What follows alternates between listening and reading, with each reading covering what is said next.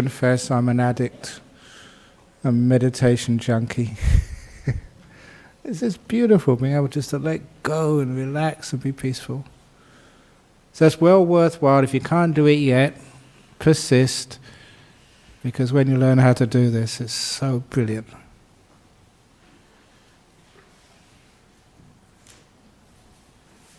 It's not that hard to do. Okay, people are coming in now, which is also brilliant. And so, for those of you who don't know, that after the last Friday night's talk last week, following morning at 4 a.m, left for Indonesia, just came back this afternoon, about 4:30 from Indonesia. So, by all accounts, I should be totally exhausted. I did 6 cities in 6 days, 6 talks.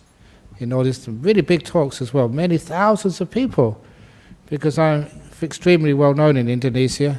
And it's not just the Buddhists, it's the Muslims, the Christians, everybody comes and joins in, the Hindus as well. Last night in Denpasar, all come in and listen to my talks. It's always great fun. Because one of the things, just to let people know, is I was telling them how well my latest book did in Germany, where it got to number 3 on the national bestseller list over there. That's the Good Bad Who Knows book. And he said, yeah, it's the same in Indonesia.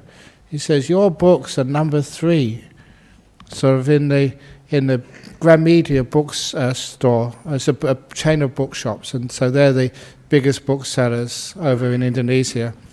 And he said, it's always number 3. And I said, what beat my books? And he said, what was number 1 was the Quran, what was number 2 is the Bible, and you're next. And I thought, that's pretty cool. So I'm not going to try and beat those 2 books in Indonesia. But it was actually pretty impressive. And, I never expected to those sorts of things to happen. When I was a monk, I never expected to be giving talks to such a lot of people. Actually, the crowd tonight is very small compared to what was happening in Indonesia. 3,000, 2,500 people last night, and 1,500 people at the talk. So you don't expect that. What's a monk doing, being so sort of popular like that? So the talk this evening is actually expectations, and just how limiting they can be when you have expectations. So I have no expectations. I'm in here for the ride, and I haven't got a clue what's going to happen next in my life. But you go for the ride without any expectations, letting go, giving everything you've got to what you have, and you always have some very, very fascinating and interesting experiences. Like one night when I was in Indonesia, I was up most of the night vomiting.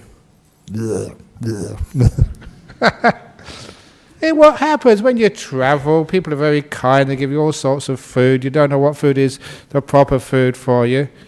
And it happened when I was giving a talk. You start to feel the stomach start to move and move. And all these people were waiting for you to give an exciting talk like this evening. And afterwards to sign the books and just have photographs afterwards. And I couldn't vomit while I was having a photograph taken with somebody.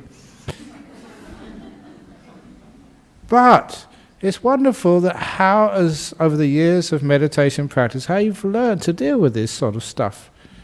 And it's actually so easy with a bit of practice. Exactly what I was teaching you during the meditation period. You're aware of these feelings, the rumbling in your stomach and the feeling that there's something very, very wrong in there. What most people do, they get excited, they get sort of worried.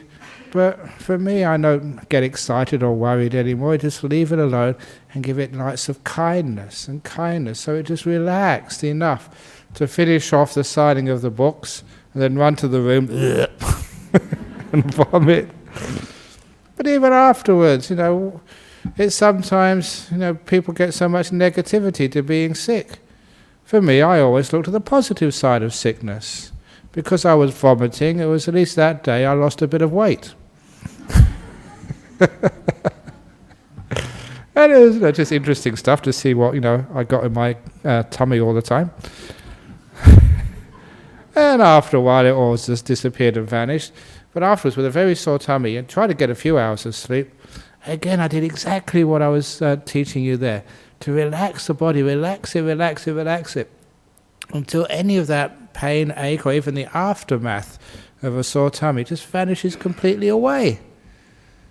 And because practicing this for such a long time, whenever you do have any pain or sickness, irritation, it's so easy now for me to deal with it. You feel it, that's the mindfulness, really aware of the irritation, the pain, the sickness, whatever it is, that's the mindfulness. And I keep saying mindfulness is not enough. You do need to have the kindness, that little extra thing which helps so much. You've got your focus right, now do something to care for this little body of yours. And so I give my little tummy some kindness. Oh, you poor little tummy, I'm sorry for putting that in there with you. I didn't realize what I was putting in there. I do apologize, please forgive me. I'm not your enemy, I love you, little tummy. Whatever it is, you treat it with kindness, and it's amazing just how it relaxes. You can actually feel it.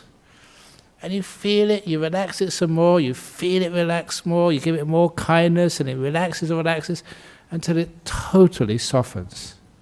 Or just like this morning, walking out for breakfast, past the dogs in Bali. If you've been to Bali, there's always dogs around the place. Woof, woof, woof, woof, woof, woof. So you give them kindness. Nice dog, you're fine. Woof, woof. Nice dog, woof. Nice dog. And then it calms totally down. That's like my tummy. My tummy was like this dog woofing at me all night. And I just calmed it down until it stopped barking. It stopped vomiting. And this is actually how you deal with this bodily problem. So the stuff you actually learn over here is really amazingly useful. And also just the other things which I remember years ago when I was in Indonesia, that I was, because my lifestyle is very, very weird. Fortunately, this time actually there was an American author who was traveling with me. He's going to write a book about this, Ajahn Brahm in Indonesia. And it's really sort of quite eye-opening to see like a Western monk being like a rock star and having all of these people coming up and you're signing the books and smiling for them. And, for about 2 hours sometimes, a whole line of people signing books and smiling for 2 hours. And I still remember this one time years ago where I thought, what the hell am I doing this for? This is not what a monk should be doing, signing books and smiling and sort of having your photograph taken. This is not what I signed up for. I want to go into a cave and meditate. I want to just be simple. I just want to disappear from the world. And then I realized that was my expectation when I first became a monk. And it's because you have expectations that you suffer. So in that one moment, in the middle of signing about 2 hours of books, in that moment I decided, no expectations. Let go of all those things you imagined you should do once you become a monk. Let them all go and just be. Because in those moments there were so many people that are getting a lot of happiness and joy. And that was really what a monk should be doing, giving happiness and joy in whatever way you can. It was service, it was giving. I got nothing out of this at all, instead just a sore arm. 2 hours of signing books makes you sore. 2 hours of smiling for photographs, that makes my jaw sore.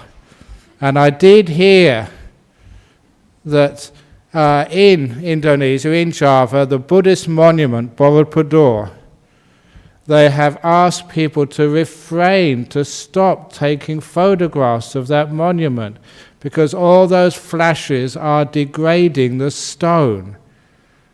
And now they're degrading me.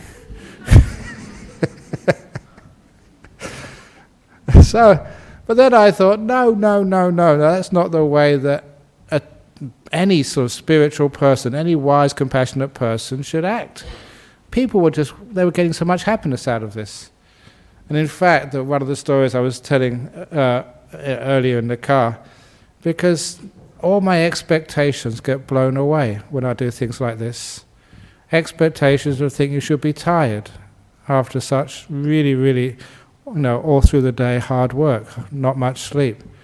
But the expectations, if you believe those expectations, you're in the prison of your expectations, you can't do anything different and you're not free. But to me, no. Instead of expecting to be able just to go back and take a rest, instead I was just with every person who was wanting their book signed, who were just happy to be with me and have their photograph taken. That was the most important thing in the world to me. And I remembered those great teachings of the Emperor's Three Questions, which often runs my life. If you want to know what Buddhism is or how to meditate, just keep it simple. Emperor's Three Questions, and now is the most important time. So to me, who cares what time of the night it is, and I should be in bed, who cares? Now is the most important time, I'm going to be here. And the most important person is the one right in front of you. This little person who comes here who just wants a book signed. They are really important for me. And the only thing to do in life is to care enough to smile for them and make the best signature you can. These days when I do Ajahn Brahm in the A, I do a smiley face in the A now, just to make people that tiny bit more happy. And it gives them joy. And that's a wonderful experiences. I was telling people that on these talks many Muslims come, and you know that people, especially in places like Australia, Europe, United States, stereotype the Muslims and they expect so much out of them. And this one young lady come up to have her book signed and totally ruined my expectations of what a Muslim should be. Because she came up, she was a young girl in her hijab, very devout woman. So can you sign my book? And I said, yeah, I can. She said she watches me on YouTube. Great. She might be watching me tonight. But if you do, please excuse me for letting people know this. Because as soon as she signed my book, as soon as I signed, I signed her book. I'm tired, come on. As soon as I signed her book, she put her hand over her mouth and said, oh shit, he's signing my book. It's the first time I've heard a Muslim say, oh shit. She was so excited, she's forgot herself. And so all my expectations of Muslims being different than Australians totally vanished. Just the same. And this is an Indonesian Muslim, by the way. So, when you give up your expectations of what a person should be and what you should be doing and how you should be doing it, you have this incredible freedom instead. Maybe a year ago, there's a person here in Noramara, just before the talk, they asked me this question. They were not satisfied with their life. And the way they put it was, they said, this is where I should be. And they used their hands to try and describe it. This is where I should be. This is where I am right now. And I'm trying so hard to move myself up to where I know I should be. It's caused me so much stress and difficulty in life. And that's where I said, okay, I can understand your problem, and the solution is very simple. Here is where you're supposed to be, here is where you are, and you're trying to push where you are up to where you're supposed to be. How about lowering where you're supposed to be to coincide with where you are? And she got it straight away. She realized the problem. We're always trying to improve ourselves, to be better, to be perfect, to be successful. One of the things I was saying over in Indonesia was, when I was young, I always thought you should be successful and then you can be happy. Get a nice partner, get a nice place, get a nice business, enough money in the bank, and then you can be happy. And then I found out by a little bit of Buddhism but mostly psychology that they said that's the wrong. You've got to be happy first. Get a job you really enjoy, and if you have a happy person, a good job, then you will be successful. Your career will take off. But then I realized both are totally wrong. Happiness is success. It doesn't lead to success. It's not a result of success. Happiness is that thing we call success. So if you're happy with what you're doing, that is successful. Well done. You've made it. already. Everything else is extra. Changes a lot of what you want to do. So that lady, this is where I am. This is where I want to be. She thought success was somewhere where she was not. So no, as soon as you're content where you are, now you're happy. Change your expectations to where you are. That is the difficulty in life. We have all these expectations of where we're supposed to be. I'll tell you where you're supposed to be in Dhammaloka Buddhist Center tonight, because this is where you are. So I always want to be where I am.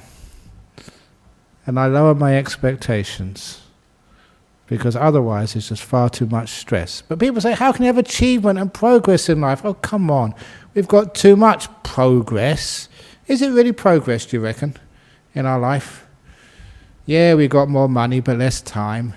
Yeah, we got more things but less freedom. Yeah, we've got, what else have we got?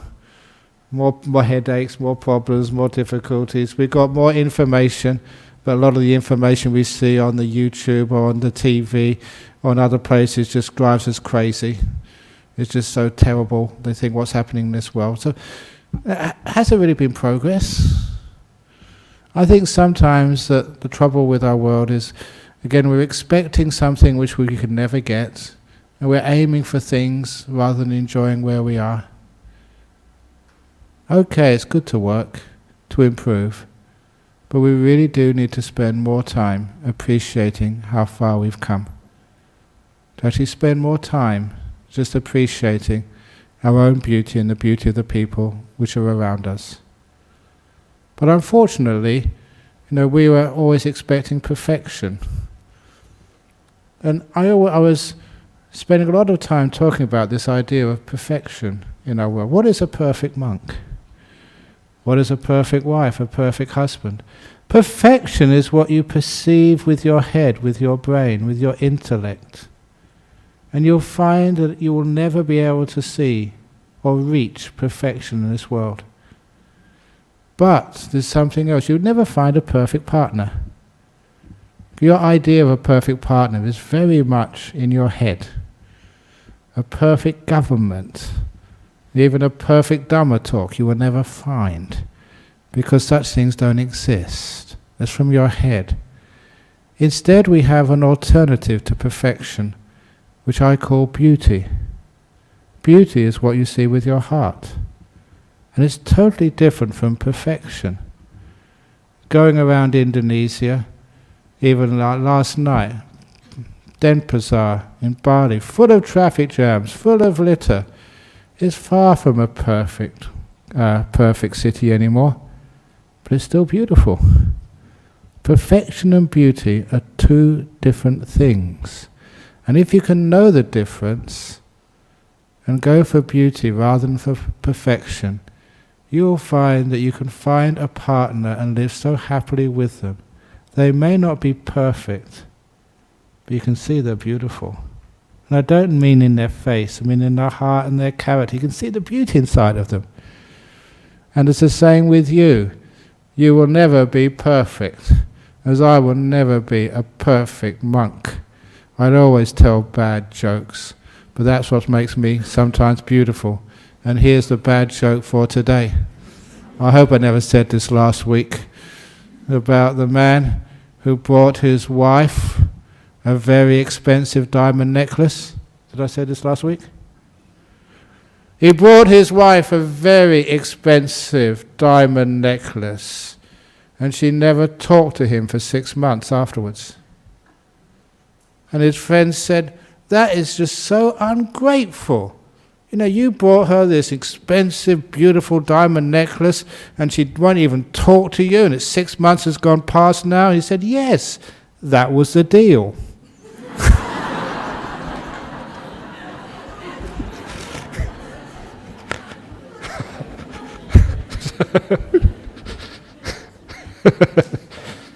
So, it's not a perfect joke. It's probably people get offended on that, but it's beautiful. It makes people laugh. So when you change the difference, understand the difference between perfection and beauty. Perfection is what we try and expect. But beauty happens when we don't expect anything. And we just open our eyes to see what's there. And we find there's so much beauty in this world when we stop expecting things. So, when you look at your partner, stop expecting so much from them. And instead, sort of see their beauty. Don't even try to make them perfect. It's impossible. You've been trying years to do that. It never works, but you can always see beauty in people. And the wonderful thing is, once you start to see beauty in people, they actually move into closer to perfection. They defy your expectations and become amazing people. Remember all the prisoners which I taught? They were far from perfect people, but they were beautiful. I remember there was actually today on the flight coming back, I flew back from Denpasar on Air Asia, and the guy sitting right behind me was a bikie, a big guy. He's obviously been on holiday in Bali, because he had this big tattoo on his arm, coffin cheetahs. Big on his arm. He's a huge guy, and he was sitting right behind me. So I decided I'm not going to recline my chair to have a sleep.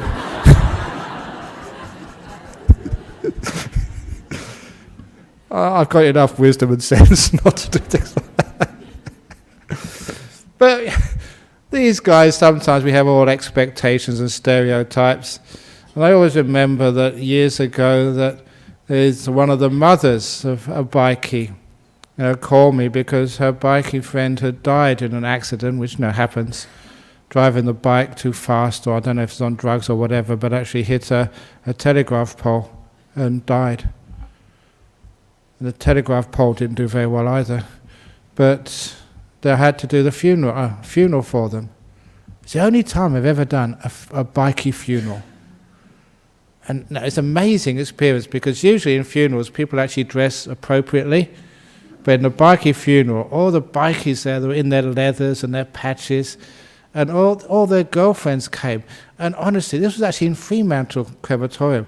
They came and had such short skirts and low-cut blouses. You can see their boobs and everything. It was like they were going to a nightclub, and it was supposed to be a funeral. But that's just bikie culture.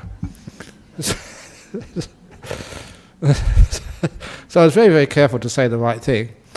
But afterwards, I gave a nice funeral service, because it's stereotyping. You expect, people to be like this and be like that. But afterwards, I didn't have any expectations. And afterwards, they were such very polite, gentle to me. They said, "Thank you, sir. There's a beautiful service.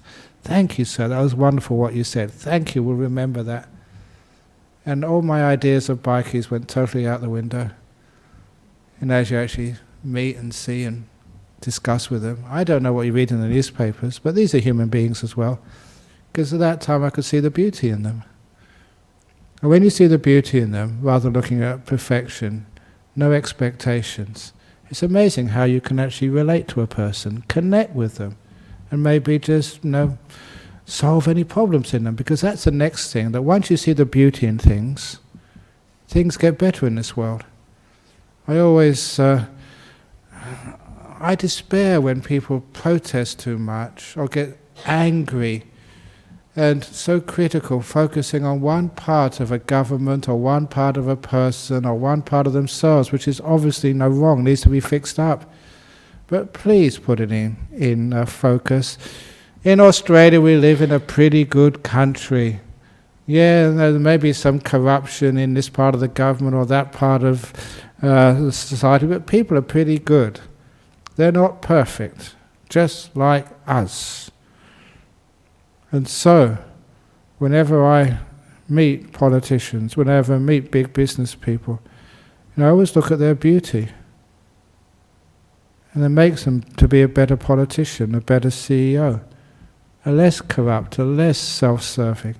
If you see the beauty in other people, it actually increases their performance. If you see the beauty in this world, rather than always seeing the things which are wrong in it, the world gets a much better place.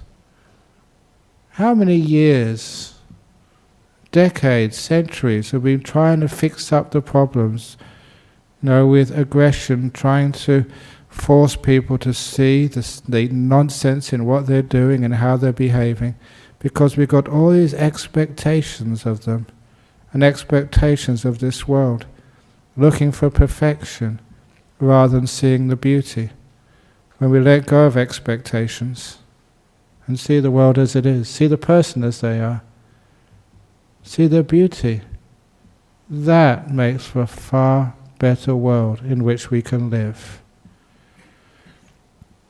So I always try and catch myself. Please, Ajahn Brahm, don't expect too much of yourself, but see, the kindness and the beauty in this world, in yourself, in others. Even the monks with whom I live, they're far from perfect. And sometimes some of the things they do, oh my goodness, what do you do that for? But I always look upon them as very, very beautiful companions and wonderful people to live with. And if I try to make them into perfect monks, I think they would all leave.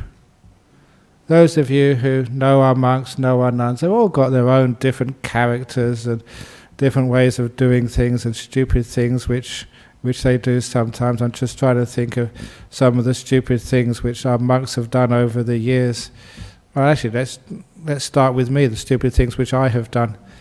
Somebody just showed me some of the photos of the early days at Bodhinyana, and it reminded me that when we built our kitchen, after I did a lot of the work on that building, the dining room kitchen, the lower building there, and when you do brickwork, you have to sort of acid the walls to clean up the marks of the cement.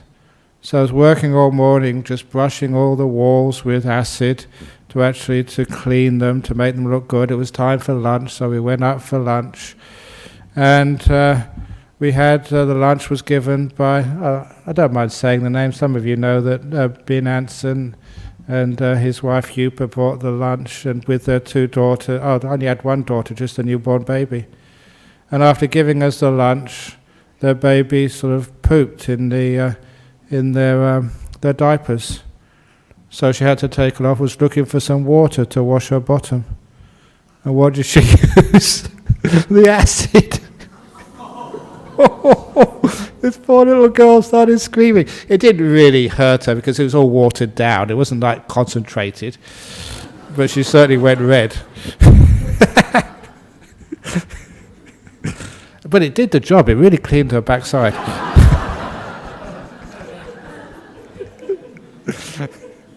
Sterilized everything. But even those are sort of ridiculous memories. Those are the things which go wrong. They make the beauty in life. That actually makes life lovable. It makes it human. It's that story about the forest I keep saying every other week.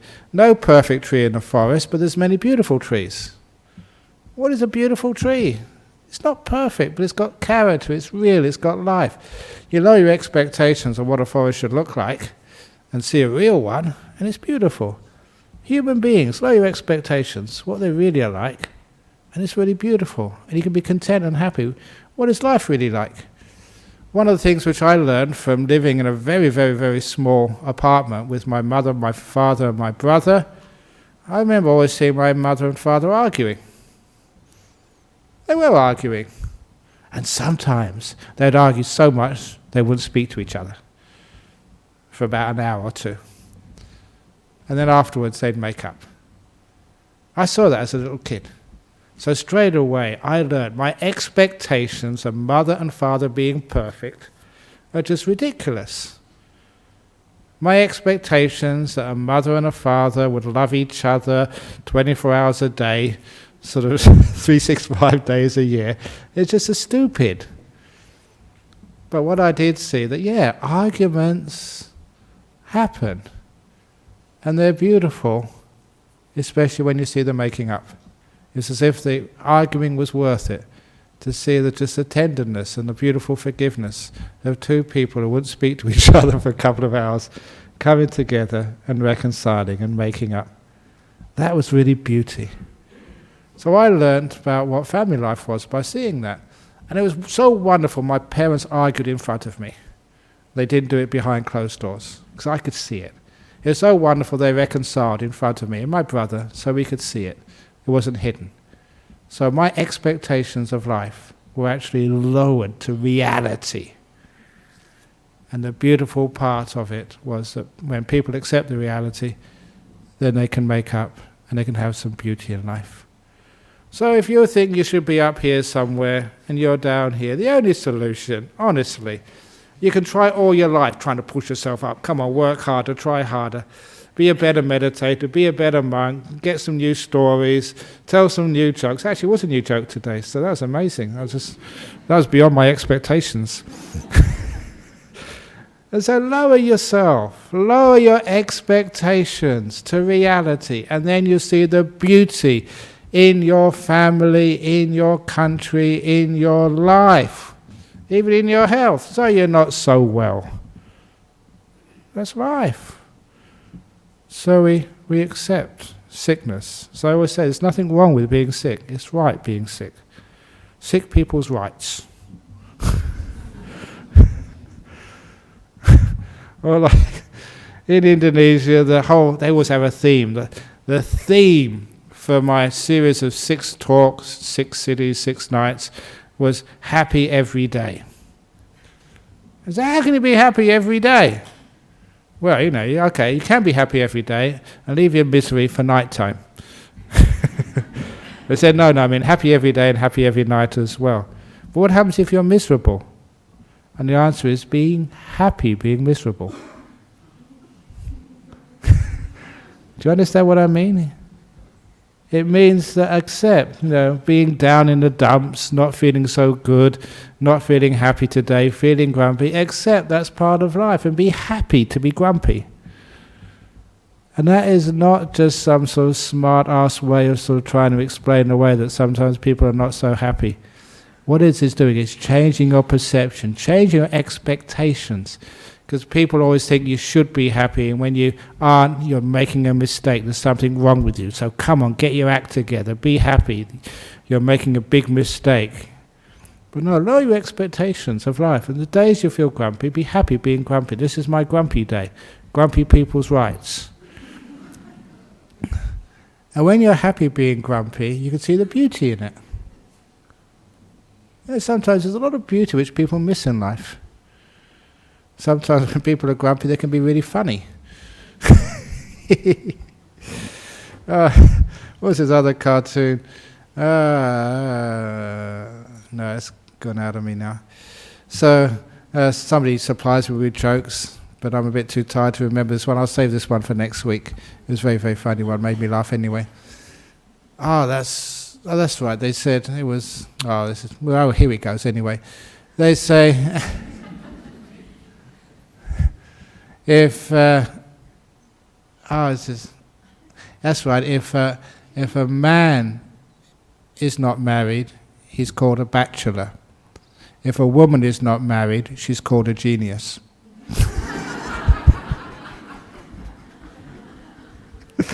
It was for a feminist.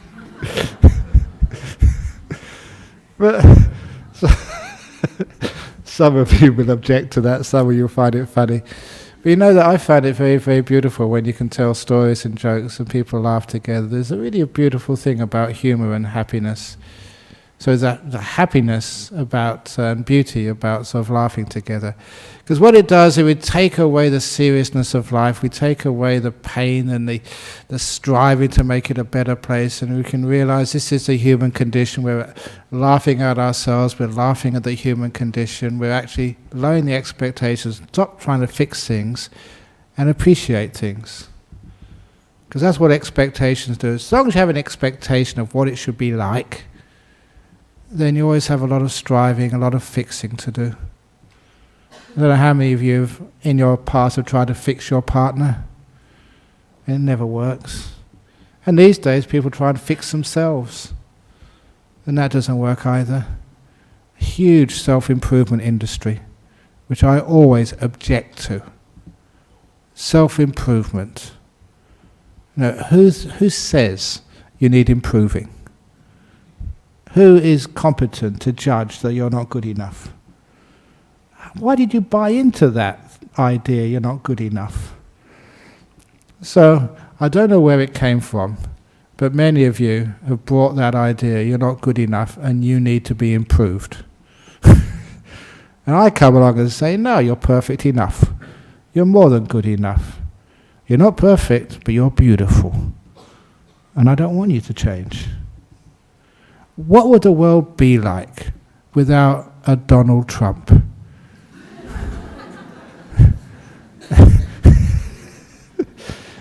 He's needed to get you to laugh and just to see the stupidity of humanity. So thank you, Donald. Without you, I wouldn't have had so much interest in the US election and so much laughter. So you can see sometimes the beauty in life when we stop trying to fix things and see the beauty in yourself when you're trying to fix yourself up and change yourself, which means that we can find more peace and happiness in life. So what expectations do you have? You ask yourself those. And expectations, as the word actually means ex, out, spectre, which means looking outside of this, looking outside of yourself. And expectation is the direct opposite to inspectation. To inspect, to see what's actually going on now. Don't look out there. Look inside. This life, this moment, this day, this person, yourself. Look inside and see what's there. And you usually find, if you look inside and see what's there, with a bit of compassion, it's more than good enough. In fact, you can be extremely happy and at peace with yourself, no matter what's happening. On another night, when I was in Indonesia, there was a room and it was so many mosquitoes were in the room. So I was being bitten all night, another night without much sleep. So what did I do? So this is Indonesia, it's Asia. What do you expect? There are mosquitoes around. It's Asia. So I accepted the mosquitoes and I was kind to them because I thought to myself, well, I don't work for my food. I don't cook my food and buy it in the supermarket. People come and feed me every day. So this is my chance of feeding the mosquitoes. It was what we called in Buddhism dana, generosity. So now I know, you have to work very hard, working hard, getting the food from the supermarket, cooking it for me, presenting to me. Sometimes you come all the way to the monastery to feed me.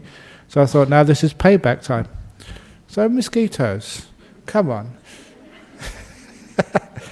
Because I thought, look, they're going to eat me anyway. So I might as well give, come on, take. Service. So you had the choice like you often have in life. You can't change the world, but you can't change the situation, but you can change the way you look at it. And as soon as you change the way you look at it to something much more positive, like an act of kindness, an act of generosity, these poor mosquitoes. Because have you ever thought about what a mosquito must feel like? They're really hungry. And they sort of come and land on a human being. It's really dangerous. Imagine you go to a restaurant and you don't know if you're going to come out alive.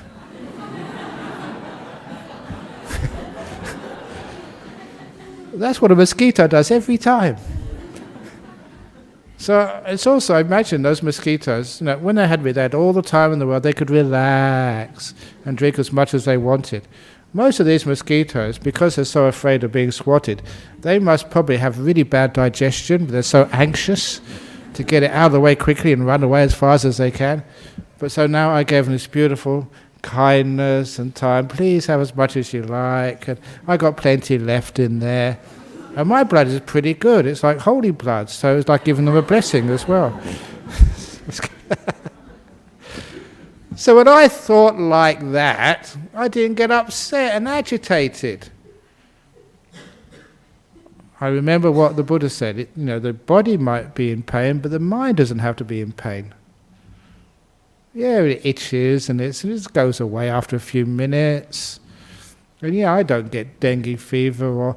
Even in Thailand, I got bitten by so many mosquitoes in many areas with malaria. I never got malaria or dengue, because there's a lot to do with the way your mind is positive. No stress, which means you get pretty healthy. So, stress out, worry, be anxious, then you're going to increase the likelihood that these viruses actually just take a hold on you. When you're anxious and have a bad attitude towards the unpleasantness of life, that tenses you up. I think probably that affects your immune system. Your immune response doesn't act as powerfully as if you've got a positive mind, which means the viruses actually take over and you do get these diseases, but I never do. And so what is happening there is the attitude of mind not only makes you more happy when these things occur, you can see even the beauty in them, you have fun with them, and it also means that you keep healthy. So when you see the beauty in things rather than perfection, you usually actually improve your quality of life, your health, and everything else. So please, in your life, lower your expectations of the other people you live with, and especially yourself. To see that you're perfect enough, you don't need to be improved. You're good enough. And when you see that, all the things which you hope to achieve through improvement, you gain. You experience them. When you stop trying to improve yourself, you accept yourself and love yourself for who you are. All the things you wanted through improvement, you get. The happiness, the health, the ability to love and be loved to other people. Why is it that sometimes people can't find a relationship together? Because they're just far too tense. They're not relaxed. They're not at ease with themselves or with life. They're not happy. If you lower your expectations of yourself, so you're happy with yourself, that comes across to others. You're a really nice person to live with. I lowered my expectations. That's why I spend every night with at least 300 people. I really should actually change my ways so I can have a bit more peace and quiet. But the happiness, the joy, seeing the beauty, that is what is important in life. And that is what will grow a much better, happier, more harmonious world. When you expect other things of other people, rather than seeing their beauty, all you get is disappointment through expectations. You lower your expectations, you see beauty, you get happiness, and that is success. Thank you.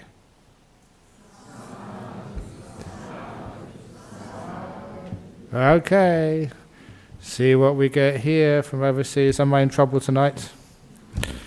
Okay. Ajahn, I have difficulty balancing no expectations and my fear of being taken advantage of. I also struggle with expecting my partner to treat me as I would treat him. Please advise. Okay, my fear of being taken advantage of.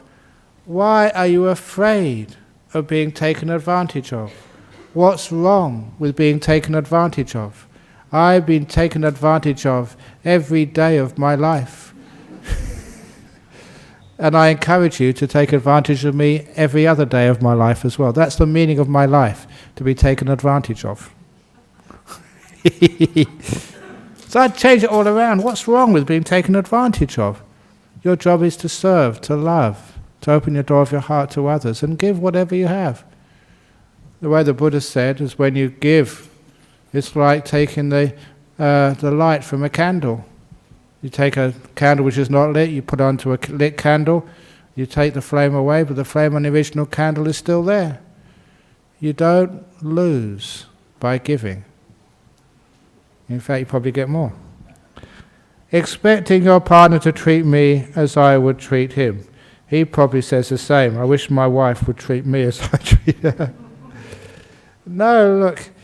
Expecting your partner to treat me as you would treat him. With that relationship, I actually heard another nice little story when I was over there from another monk. You know the story of the 3 rings of marriage, which I've said before? You know the 3 rings of marriage? The original story was the engagement ring, the wedding ring, and then comes the suffering. But there was a much more positive, the 3 rings of marriage, which was the care ring, sharing, and offering. Much more positive, 3 rings of marriage, which I'm going to use in the marriage ceremonies I do from now on. So it's caring. And who do you care for? You care for us, the institution. And you share. And also, part of that is offering. Offering yourself into the marriage. Giving, that's part of things. So, expecting your partner to treat me as you would treat him, you have to let go and lower your expectation of your partner. And then, instead of looking at him as being imperfect, or her as being imperfect, then you can actually see their beauty. And once you see their beauty, they see it themselves, and that's what they show you back. And then there's no problem in your relationship ever again. See the beauty in another person first, if you want them to show you their beauty. Ajahn, you have taught us before not to have so much expectation from our kids, but it is so hard not to do it. If I let go of that, my kids might think I don't care about them. Please help, Ajahn. No, caring and expectations are actually opposite. No, when you expect something of your kids, you don't care for who they are right now. You want them to sometimes be different. So you can say to your kids, again, what my father said to me, kids, no matter how much you achieve or you don't achieve in this life, no matter how you turn out, I'm still your mother, I'm still your father. The door of my heart will always be open to you. I will always care for you. You don't have to do well at school to please me. If you do well at school, that's great. But you don't have to do that. I will still love you. I'm still your mom, even if you don't do well. That is encouragement. That frees. And you'll find that that kid usually does far, far better when you give it that care. Last question, from Indonesia. What is your opinion about expectations versus dreams and goals? Should we always strive to be better and higher to achieve our goals, or just be happy with our current situation? Oh, I've seen so many people strive to be better and strive to get these big goals and just screw themselves up and screw their life up and screw the world up as well. And so, all of those dreams and goals you have, what are you really trying to achieve? What is the real goal of life? The real goal of life is happiness, peace, to be at peace with yourself and with other people. How much do you need to be able to do that? How much you need to change to find a beautiful partner in this world? What does actually love mean? Is it a goal which you actually have to strive for? Or is it what happens when you stop striving and accept the person you live with for who they are and respect them? And I think that's where the love comes from. When we try and change a person, we lose our love. When we care for them as they are and appreciate their beauty, not being perfect, then I think we can have a happy world. So I never dream that all the trees in the world will be straight. It would be a terrible world if all the trees were straight. I enjoy them big, crooked. It's beautiful. And I will not go and straighten every tree in this world, as I will not go and straighten every human being. I care for them, see the beauty of them as they are. So like the striving and the goals is more like the games the kids play, the video games. Not really important, it's a game which people play, trying to achieve this and achieve that. But really, the real life is what happens when you're not trying to achieve something. Okay, that's it for tonight, folks. I hope it made sense. If it did, that's beyond my expectations because I'm totally exhausted. I should not be able to give a talk at all tonight. Haven't slept for quite a few days. So anyway, any questions from the floor? Great. Oh, there is. Oh boy. Go on. Hi, thank you, Ajahn, for the wonderful meditation today. I had a great meditation after a long time. I was pretty I disappeared pretty much all of myself. But then when I came out of the meditation, I realized that I seem to be watching something like a TV where characters are not known to me. There's a film going on while I'm absent as myself, as the person I know. Yeah. So I'm not there, but there's a movie on. And this has happened to me before in meditations as well. So I never go into a blankness of the mind, but I tend to, there seems to be a flow of Okay. life within, in my absence as well. Okay. So don't worry about that, because that's probably a good sign. You know, it means that you're having what we call, just the mind just playing around, having a bit of fun, creating a weird movie, strange stuff. I'll tell you one of early days, one of the weird stuff which I had, because I have really weird ideas. And at this particular time, I was fighting a psychic battle with a Hindu saint, flying around the air, levitating all over the place and zapping each other in my little movie. Really good fun. So I was enjoying it. Of course, because it was my movie, I won, as usually happens. Totally egotistical. But in the end, I realized it was just the mind needing to play. Let it alone. Be kind to it. And after a while, it just settles down and stops by itself. When it's had its little bit of exercise, it's fantasizing, it stops. But don't criticize it. Don't sort of think you've made a mistake. Be kind to it. Embrace it. And you'll find it slows down and stops and disappears. The more you react to it, and the more you feed it, the more it goes. Okay.